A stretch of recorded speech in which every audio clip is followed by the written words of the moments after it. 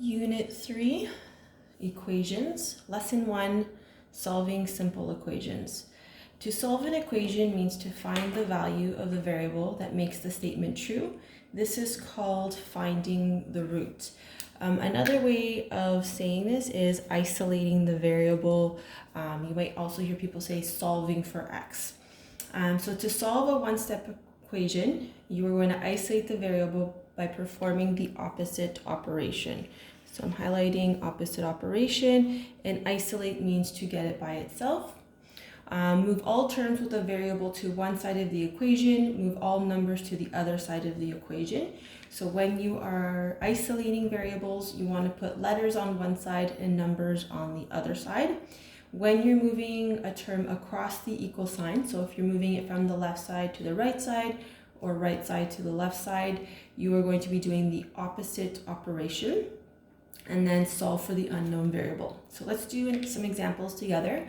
So in the first example, it says solve for the unknown variable. So just remember that the word variable means a letter. Most commonly in math, we use the letter x. So in this question right here, we have x subtract 9 equals 12. So according to our instructions, what we want to do is keep letters on one side and numbers on the other. So I like to keep my letters on the left side. It doesn't have to be on the left side, but in general that you'll notice that when I'm solving equations that I keep the letter on the left. So in this case, what we want to do is put all the numbers together. So we are going to be bringing this 9 over. So we have to do the opposite operation. That's what's highlighted here. So if this is subtracting 9, then when we bring it over, we have to add 9.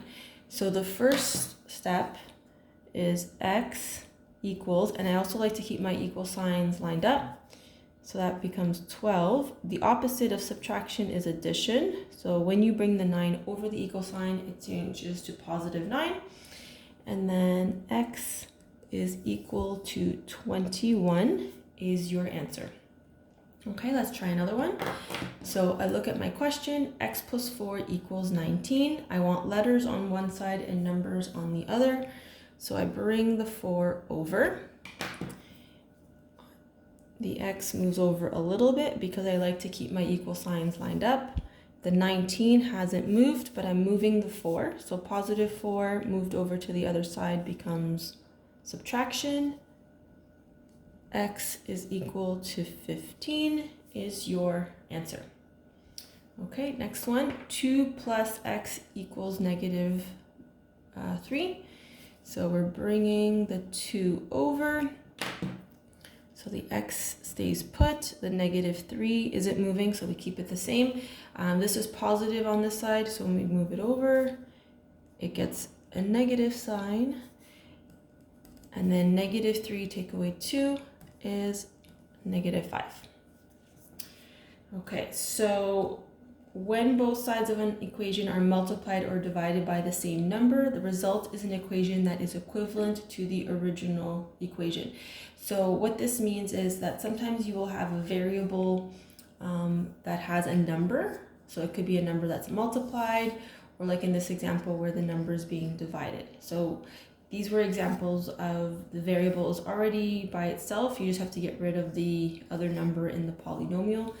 So we're going to do some examples of when the variable has a number on it. So in this case, we have 3x equals 12. So we have to get rid of the 3.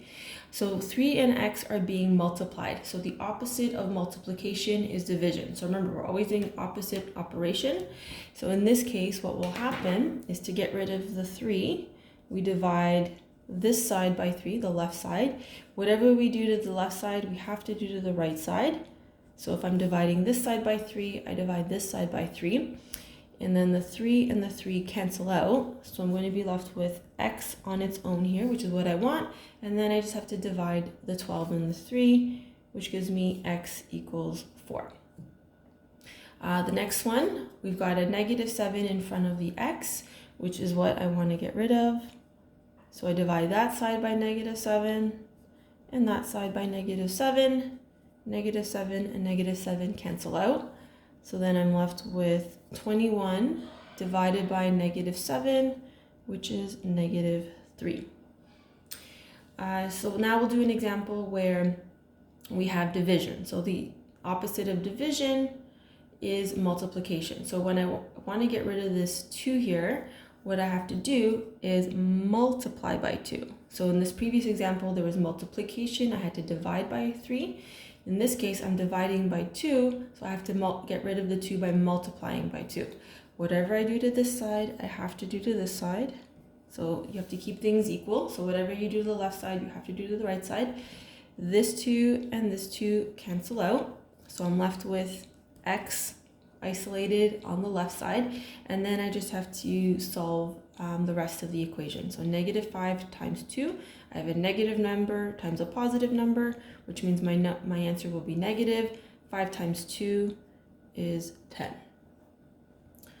Okay, so let's do one more example. So again, I've got x and it's being divided by 7. So the opposite of division is multiplication. So I multiply that side by 7, and I'm going to multiply this side by 7. So make sure you're multiplying and not subtracting. So once I multiply that side by 7, these 7s cancel out. So I'm left with x on its own. 7 times -4 is -28. And you can leave it like that, or if you're like me, I like to see the x on the left side. And so I'll just rewrite it like that.